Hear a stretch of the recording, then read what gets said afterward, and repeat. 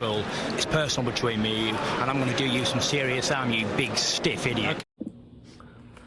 The Untouchable True School Sports Empire proudly presents something the boxing game's been missing. Hey, what's going on? It's your boy BT, and I came here to talk some boxing with the thousands of True School Sports subscribers. Now, to my left, we have a man that really needs no introduction, for he is known the world over. It's the one, it's the only, it's Pops.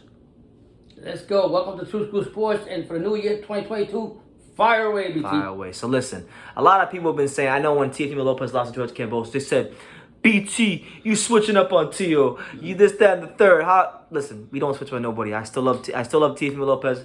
Still a fan of his. I think he's great for the sport. I think Teofimo Lopez is still one of boxing's true warriors, and I keep that same energy, you know? And I'm still going to talk about him. There's not a lot of channels talking about Teofimo right now because they're worried about, Devin Haney. They're worried about George Cambosos telling Devin Haney to sell his jewelry, and we'll get to that in the video. Yeah.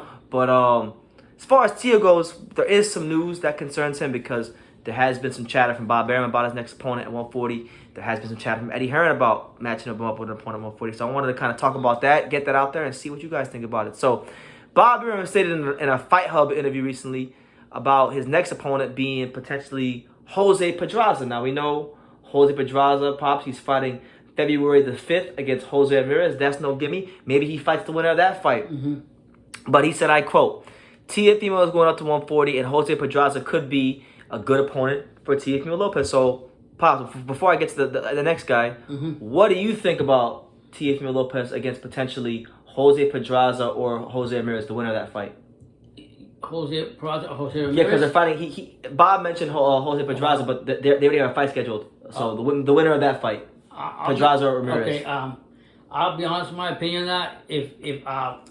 But first of all, change is good. I'm gonna say that change is good. What I mean by that, for Teofimo coming up, his father says he's been having a difficult time making the weight at a 135. So going to 140 and doing that's going to be a comfortable zone for him, even though he hasn't really walked the treaded waters or whatever it is. He hasn't tested the waters yet. He hasn't tested the waters yet there. I think it's great. As far as Pedraza and Ramirez, he fights the winner of that.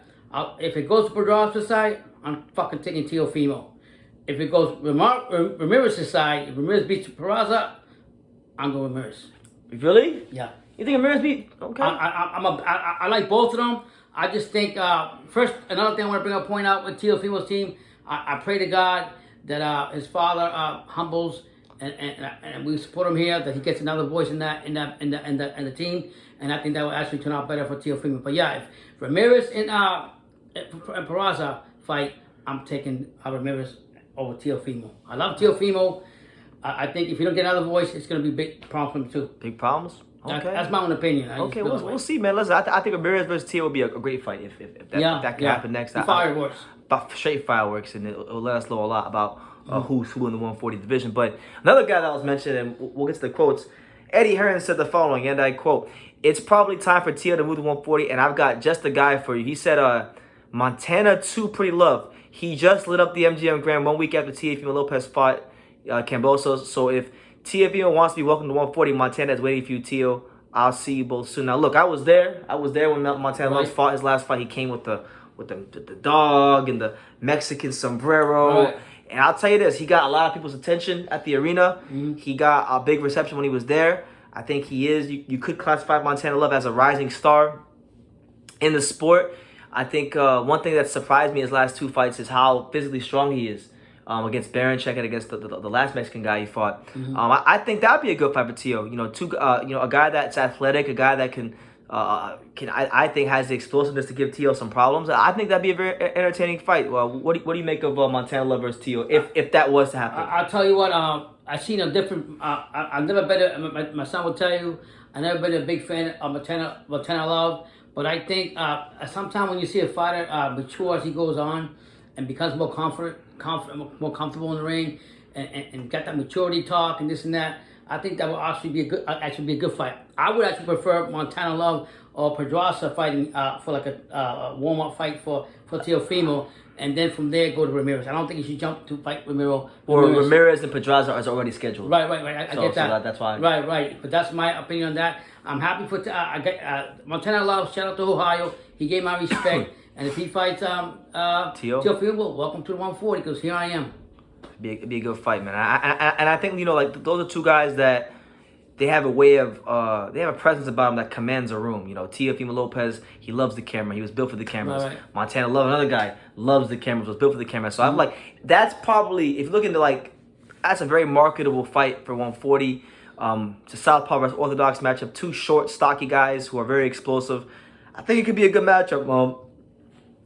You know, Teofimo, he talked a lot of shit when he was at the top of 135, and rightfully so. He actually earned the right to. But listen, that's why, like, you know, sometimes as quick as you get things in life, you can lose them. He lost.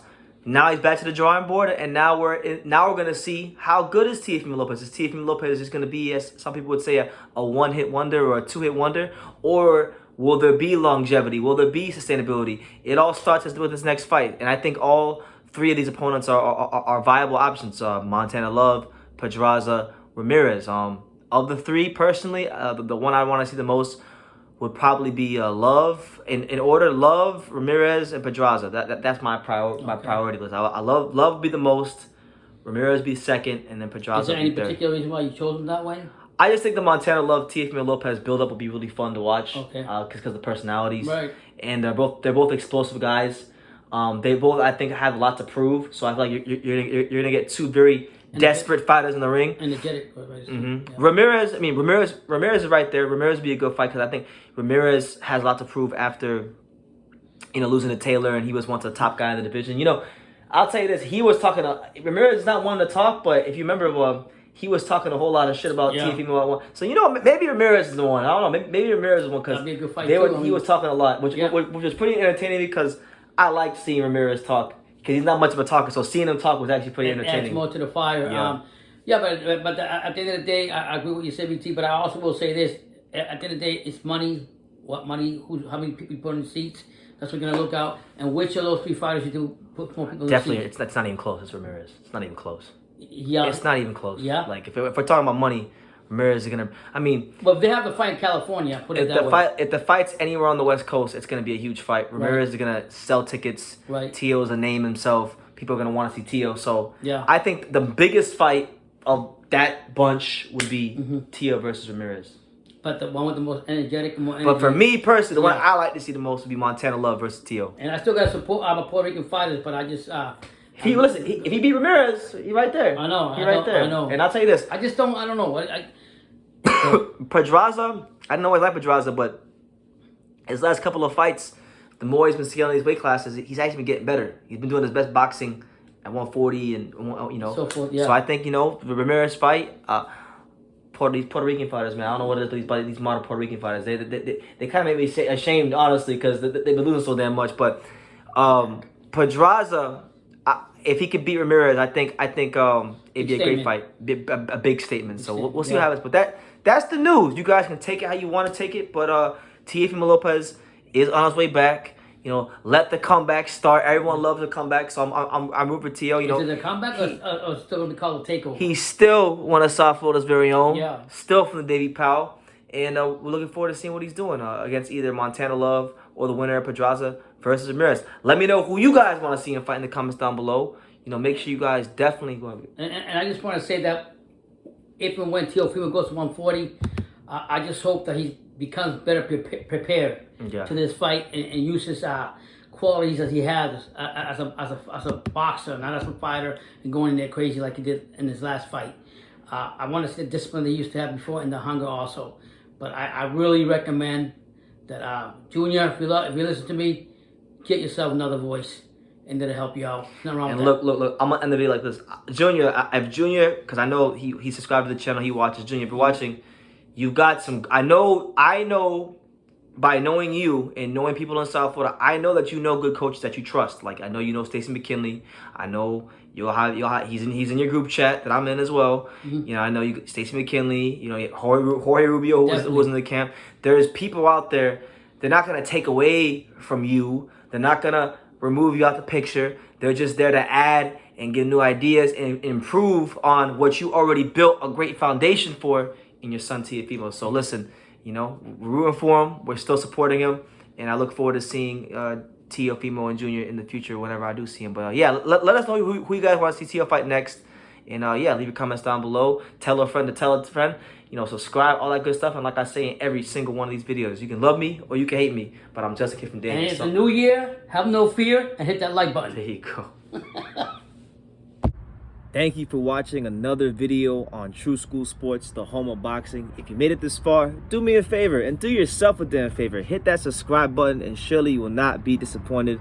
You know, True School Sports bringing you the latest and greatest, the untouchable, you know, boxing content, interviews, news videos, breakdowns, live fight reaction extravaganza. We've got a great community of people here, boxing fans all over the world, from America to the UK to Australia, and on and on and on. So join the empire today. Hit that subscribe button. Take care and God bless.